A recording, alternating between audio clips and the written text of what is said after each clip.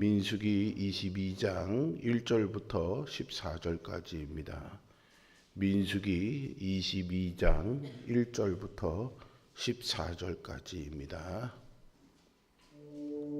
이스라엘 자손이 또 길을 떠나 모압 평지에 진을 쳤으니 요단 건너편 곧 여리고 맞은 편이더라. 십볼의 아들 발락이 이스라엘이 아모리인에게 행한 모든 일을 보았으므로 모압이 심히 두려워하였으니 이스라엘 백성이 많음으로 말미암아 모압이 이스라엘 자손 때문에 번민하더라.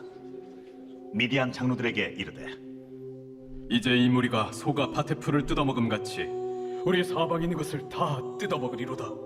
그때에 십볼의 아들 발락이 모압 왕이었더라. 그가 사신을 부올의 아들 발람의 고향인 강가 부돌에 보내어 발람을 부르게 하여 이르되 보라, 한 민족이 애굽에서 나왔는데 그들이 지면에 덮여서 우리 맞은편에 거주하였고 우리보다 강하니 청하건대 와서 나를 위하여 이 백성을 저주하라. 내가 혹 그들을 쳐서 이겨 이 땅에서 몰아내리라. 그대가 복을 비는 자는 복을 받고 저주하는 자는 저주를 받을 줄을 내가 알미니라. 모압 장로들과 미디안 장로들이 손에 복채를 가지고 떠나 발람에게 이르러 발락의 말을 그에게 전하매 발람이 그들에게 이르되 이 밤에 여기서 유숙하라. 여호와께서 내게 이르시는 대로 너희에게 대답하리라. 모압 귀족들이 발람에게서 유숙하니라. 하나님이 발람에게 임하여 말씀하시되 너와 함께 있는 이 사람들이 누구냐? 발람이 하나님께 아뢰되 모압 왕 십볼의 아들 발락이 내게 보낸 자들이니이다.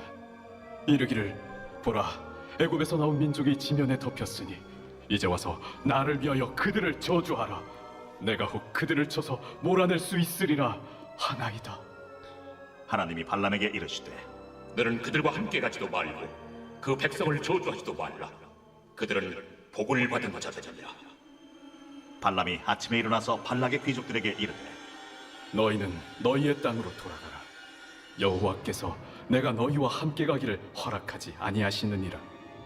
모압 귀족들이 일어나 발락에게로 가서 전하되 발람이 우리와 함께 오기를 거절하더이다. 아멘. 우리가 어떤 존재인지를 아는 것은 우리의 자존감을 높이고 또 세상을 이기는 힘이 됩니다. 하나님은 우리를 당신의 백성이라고 부르시죠. 이것이 바로 우리의 정체성입니다. 본문은 하나님의 백성이 누리는 특권을 발락과 발람의 이야기 속에서 분명하게 보여주고 있습니다. 아모리와 바산을 상대로 큰 승리를 거둔 이스라엘은 이제 모압 평지에 진을 쳤습니다. 그러자 모압 왕 발락이 크게 위협감을 느껴 당시 유명한 주술사였던 발람을 부르지만 발람은 하나님의 말씀을 듣고 발락의 초청을 거부하지요. 이 사건을 통해 우리는 거짓된 힘으로 하나님을 대적하려는 시도가 얼마나 어리석은지 분명히 알게 됩니다. 발락과 발람은 거짓된 방법으로 목적을 이루려 했지만 그들의 계획은 결국 실패했습니다. 세상은 이렇듯 종종 불의한 방법으로 문제를 해결하려 합니다. 그러나 하나님의 백성은 세상의 방식과 다르게 살아야 합니다. 우리는 세상의 방식이 아니라 하나님의 뜻을 따르는 삶을 선택해야 합니다. 그리스도인은 자기 힘이나 술수가 아니라 하나님의 방법으로 살아가는 사람들임을 잊지 마시기 바랍니다. 이스라엘 백성은 길고 힘들었던 광야 여정을 마치고 드디어 요단 동편 모압 평지에 진을 치게 됩니다. 모압 왕 발락은 이스라엘 백성이 요단 건너편 모압 평지에 진을 쳤다는 소문을 듣고 극심한 두려움에 사로잡힙니다. 이스라엘 사람들이 아모리인들을 어떻게 정복했는지를 보았기 때문이죠. 당시 아모리 왕 시혼은 주변 지역에 큰 영향력을 끼치는 막강한 존재였습니다. 그렇기에 이스라엘의 승리는 모압 지역뿐 아니라 여리고까지 퍼져나갈 정도로 엄청난 일이었습니다. 따라서 이스라엘이 모압 평지에 진을 치자 발락은 자기들도 조만간에 공격을 당할까봐 두려워했죠. 이스라엘은 주변 민족들이 두려워하고 주목하는 특별한 존재가 되었습니다. 그들이 홍해를 건넌 일과 광야를 지나온 일, 그리고 아모리인들과 전쟁에서 승리한 일들이 주변 민족들에게는 그저 놀라운 일들이었습니다. 이스라엘 백성 가운데 함께 하시는 하나님의 역사를 그들도 느낄 수 있었던 것이지요. 하나님의 백성은 산 위에 있는 마을과 같아서요, 세상이 주목하는 존재입니다. 하나님이 우리를 세상의 빛으로 만드셨기 때문이죠. 우리의 믿음과 삶은 사람들에게 숨길 수 없습니다. 세상에서 그리스도인의 선행이나 반대로 죄악이 부각되는 이유도 여기에 있습니다. 우리는 사람들에게 하나님의 살아계심과 그분의 역사를 보여주고 있는지 한번 생각해 봐야겠습니다. 이를 위해 무엇보다 우리가 복음을 전하고 복음의 정신으로 사는 것이 아주 중요합니다. 우리가 참된 복음의 증인이 된다면 우리를 주목하는 사람들이 살아계신 하나님을 느끼게 될 것입니다.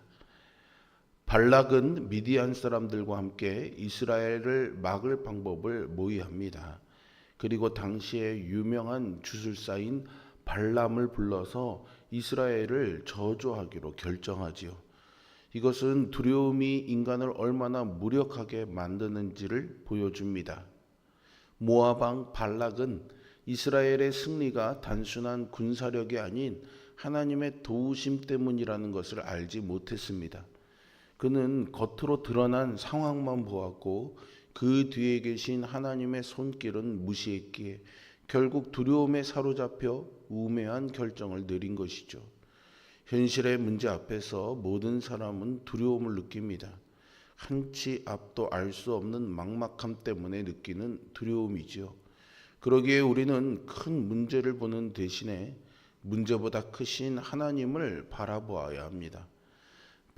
발락처럼 두려움에 사로잡혀 엉뚱한 해결책을 찾기보다는 하나님의 계획과 도우심을 신뢰해야 하겠습니다. 인간적인 방법으로 문제를 해결하고자 하는 우리의 연약한 모습을 발락에게서 볼 수 있습니다. 영적인 문제를 세상적인 수단이나 극단적인 방법으로 해결하려 할 때 우리는 더 큰 두려움과 혼란에 빠질 수 있음을 기억해야 합니다. 우리를 지키시는 분은 인간의 권세보다 강하신 하나님입니다. 궁지에 몰릴수록 제대로 구하여야 하는 법이죠. 발락은 어차피 군사력이나 전략으로 승리할 수 없다고 생각했는지 주술적인 방법으로 해결해 보려고 하죠. 그래서 영험하다고 소문난 점술가 발람에게 모압과 미디안의 장로들을 보냅니다. 모압과 미디안 장로들은 그렇게 복채를 가지고 발람을 찾아갔습니다. 발락은 이스라엘이 저주받으면 이 저주한 대로 망하게 될 거라 믿은 것입니다. 모압과 미디안의 장로들은 발락의 부탁을 전하면서 발람에게 이스라엘을 저주해달라고 청합니다. 발람은 놀랍게도요, 하나님께 기도해 볼 테니 하룻밤을 머물라고 합니다. 하지만 이 발람이 하나님을 믿었기 때문에 하나님의 말씀을 듣겠다고 한 것은 아니었습니다. 이스라엘과 관련된 일이었기 때문에 이스라엘의 신인 여호와의 말을 들어보겠다라는 것이죠. 그의 이름이 파괴자라는 뜻을 가진 발람이었고 그가 거하는 곳은 주술사들이 거하는 곳인 부돌이었다는 사실이 많은 것을 알려줍니다. 그는 복채가 탐이나 장로들을 붙잡아두려 한 것이죠. 하나님은 발람에게 나타나셔서 이스라엘 백성이 복을 받은 백성이 저주하지 말라고 하시면서 그들의 어리석은 계획을 따르지 말라고 경고하셨습니다. 발람은 아침에 일어나서 거절의 의사를 표시했고요. 장로들은 발락에게 돌아가서 결과를 보고합니다. 하나님은 사술이나 행하는 점술가 발람을 굳이 만나주실 필요는 없습니다.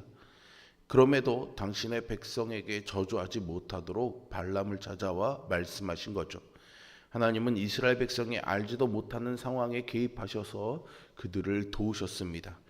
이렇게 하나님의 백성은 하나님이 지켜주시는 복을 받은 존재입니다. 하지만 우리가 살아가는 세상은 복의 근원이신 하나님을 멀리 떠나 저주 아래에 있습니다. 서로 죽고 죽이는 전쟁과 기아의 확산, 그리고 기후 변화로 인한 자연재해가 인간의 삶을 위협하지요. 마치 발락이 이스라엘의 공격을 받을까봐 불안과 두려움에 떠는 모습과도 같습니다. 이런 세상 속에서 우리는 하나님이 주신 복을 마음껏 누리는 동시에 저주 아래에 있는 사람들에게 예수 그리스도의 복음을 전함으로 그들을 진리와 생명의 길로 인도할 수 있어야 합니다. 우리가 받은 복을 이웃들에게 나누며 사는 모습을 하나님이 보고 싶어 하시기 때문이죠. 하나님의 백성은 세상 사람들이 주목하는 존재입니다. 하나님이 우리를 통해 당신이 살아계심을 드러내기 원하시기 때문이죠. 하나님은 우리를 구원하시고 환난 가운데 지켜주심으로 우리를 위해 역사하고 계십니다. 이 큰 복을 받은 우리는 복음의 정신에 합당한 삶을 살아감으로 세상에 빛을 비추는 축복의 통로가 될 수 있습니다. 본문은 하나님이 주술사 발람을 통해서도 발락을 비롯해 이스라엘을 대적하는 자들에게 어리석은 결정을 내려놓을 것을 말씀하셨다는 것을 보여줍니다. 주님이 친히 꾸짖으시고 돌이킬 기회를 주신 것이죠. 이럴 때 우리는 주님의 말씀에 귀를 기울여야 합니다. 시편 저자는요 이렇게 찬양했습니다. 그의 노여움은 잠깐이요 그의 은총은 평생이로다. 저녁에는 울음이 깃들일지라도 아침에는 기쁨이 오리로다 라고 말이죠. 하나님의 말씀을 듣고 따르면 슬픔과 탄식은 달아나고 기쁨과 즐거움이 회복될 것을 믿습니다. 주님이 말씀하실 때 잘 들어야 하겠습니다. 겸손히 하나님의 음성에 귀 기울이시기 바랍니다. 우리 앞에는 여전히 두려운 상황이나 문제가 즐비합니다. 그럴수록 제대로 구하고 제대로 듣는 훈련이 필요하죠. 두려움을 믿음으로 뒤집고 세상의 꼼수를 주님의 계획으로 뒤집고 세상의 소리를 주님의 음성으로 뒤집을 때 곧 상황은 역전되고 우리는 진정한 승리를 경험할 것입니다.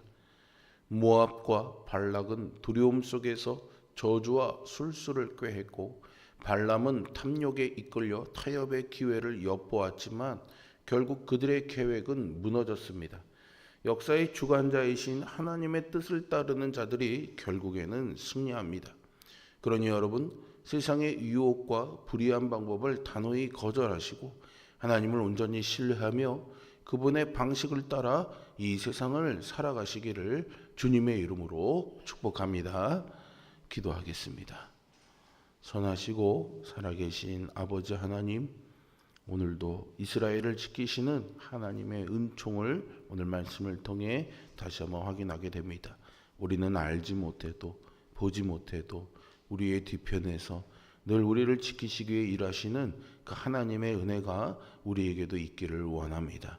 또한 그 은혜를 아는 자로서 이 세상에 소금과 같이 빛과 같이 살아감으로 인해서 그 하나님을 드러내는 삶을 살아가는 우리들 되게 하여 주시옵소서.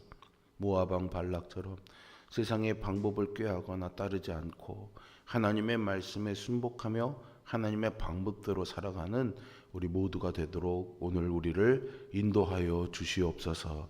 예수 그리스도의 이름으로 기도합니다. 아멘.